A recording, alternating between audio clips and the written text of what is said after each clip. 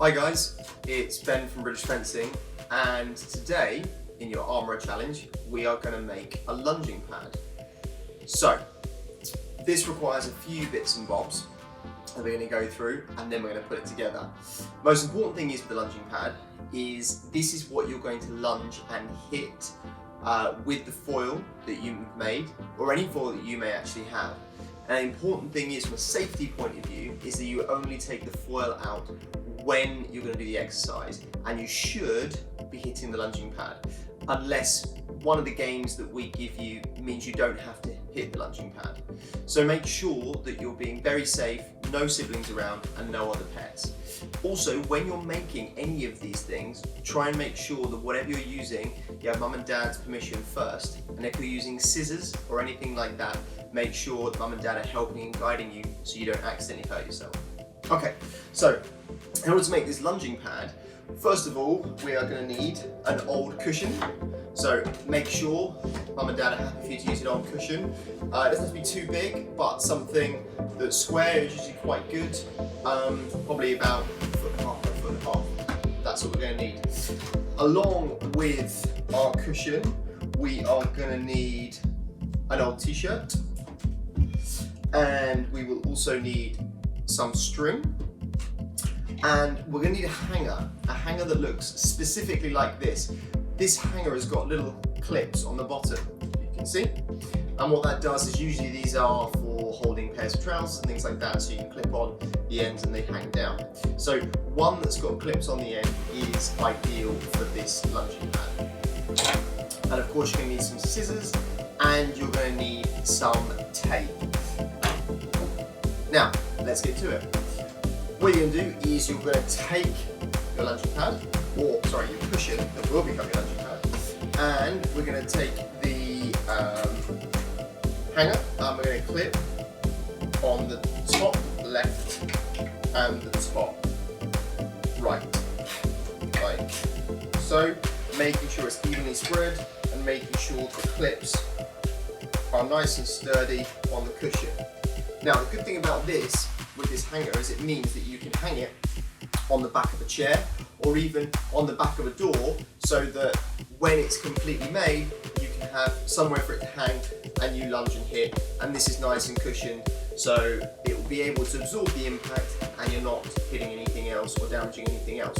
So that's the first part. Then what you want to do, make sure it's an old t-shirt. You don't want to go taking any nice t-shirts. So I have used a black t-shirt. The reason why I've used a black t-shirt is because traditionally in fencing, coaches wear a black leather jacket for the student to hit. And so seeing as you're going to be lunging against this pad, this is almost like your coach. And so therefore I've chosen a black t-shirt so that it looks like a coaching jacket. What I'm going to do is I'm going to take the bottom half and I'm going to slide the cushion and the hanger inside the t-shirt. Now I'm going to keep pushing this all the way to the top until the hanger pokes out. Okay, and then we have what looks like that. Now I've actually done the back of the t-shirt, because even though it's an old t-shirt, if you did make any holes, it's obviously not going in the front, and also this has a very small label that I want at the back, so this is nice and clear. However, you can also get some really cool funky t-shirts with lots of patterns on the front that you can actually use potentially as a target. However, that's the next bit we're going to come to. But at the moment in time, we've got all this excess, so what we're going to do is we're going to turn it over so you have the back, and we are going to fold it a bit like a present into a V. So one over, and then we're going to pull it up to the top like that. So it makes the bottom excess all along the back. Same with the arms, we're just going to get those in a bunch and pull those over to the centre, and the same with the other sleeve over to the centre. This is when you take your string and unwind your string. Get quite a long bit of string, and again, scissors, be careful, make sure mum and dad are giving you permission and they're making sure that you're using them properly. And what you're going to do with this is you are going to take the middle part of the string, wrap it round the excess bottom of the t-shirt first, a couple of times round, and then all you're going to do is when you've done this a couple of times round is just do a little knot. So now you've managed to get all that excess and you've got 2 pieces of string. Now pull those up, and this other part you can then wrap around the excess of the sleeve. And again, when you've gone round a few times, you can then do a little knot. But again, try and leave some excess. Same with the other part. Again, wrap that round. Fairly tight, so that the lunging pads can be nice and taut, something good for you to hit. Go around a few times and then do a little knot, but again, making sure that you have some excess to play with. So now it should look like that on the back. You've got the main part being tethered and then 2 bits of string on either side of the sleeves.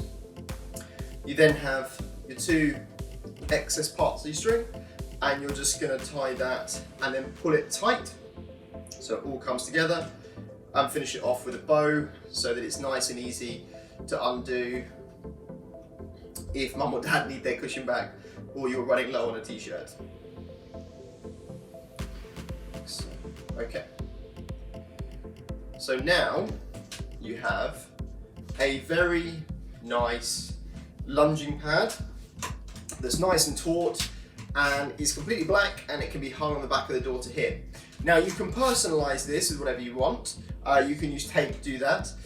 Actually, what I've done, and I'm going to do now to show you, is that in fencing we have 4 quarters on the body that we hit. Now you don't necessarily have to worry about that, but it's something fun we can do. So I've taken some strips of fluorescent tape.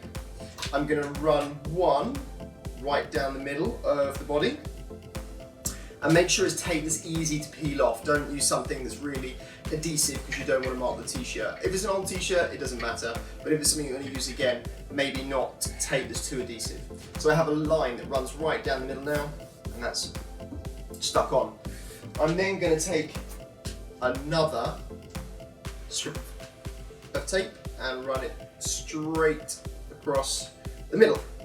So I've got a big cross. So now you have your 4 quarters. So this is starting to emulate fencing, where you have your 4 quarters of the body. These actually indicate different parries, but you don't have to worry about that too much. You can actually just use this middle bit as a bullseye if you want to. Then what I've done with this is I've actually been able to do some numbers, and I have taken the tape and I have actually made some numbers out of the tape, and we are going to put those here.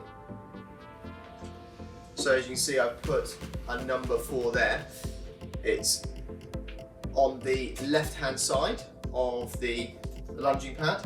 So actually number 4 indicates that certain type of parry. But again, don't worry too much about that. You can actually use that as a scoring system if you want, and that quadrant can be worth 4 points. I've then made a number 6 out of tape, and I'm going to put that on the top right corner of the jacket. Again, this actually indicates 6 parry, or this line, but again, don't worry too much about that. You can use this again as a scoring zone, so you've got 6 and 4. And then finally, I have got a 7, and I've actually made an 8 as well. So now you've got 6, 4, 7 and 8. As I say, these indicate the different lines, but you can use them as scoring zones if you want. You can make it 100, or you can make it 200, or you can just make it 1, 2, 3 and 4. Entirely up to you. But if you want to copy this, and as you get more advanced in fencing, you start to learn more about it, these will become much more relevant to fencing. Put it on the back of a chair, like that. And also, you can put it on the back of the door. I'm obviously a bit taller, so actually what you could do is put this up much higher. With this, I can hit the target nice and safely. As you see, it's a bit small for me. But what I could do, just to give you a better demonstration, is actually put it on the table, and then you can see me hit the target with the foil, and it's nice and safe, and it absorbs all that impact, and you're not going to damage anything else with that. Remember, if you're going to take the foil out, please use it against the lunging pad unless specifically told otherwise when doing some of the games. And that is how to make your very own lunging pad. Go away and give it a go.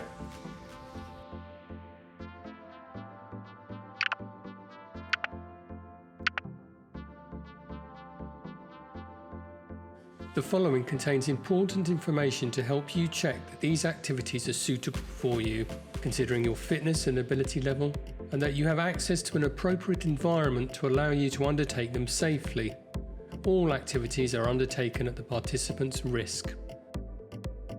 Only undertake activities that are suitable for your level of ability, health and fitness. Do not participate in these activities if you have any injuries. Ensure that you remember to work within your ability and physical limits. Listen to your body and keep hydrated. Make sure you have undertaken an appropriate warm-up. If you're taking part in any of the creative activities and need to use sharp objects such as scissors and cutting implements, ensure that you have an adult present to supervise. Any homemade fencing equipment is only to be used when replicating the movements and not to hit others or engage in a fencing bout with. Finally, ensure that you follow all government advice around COVID-19 and social distancing.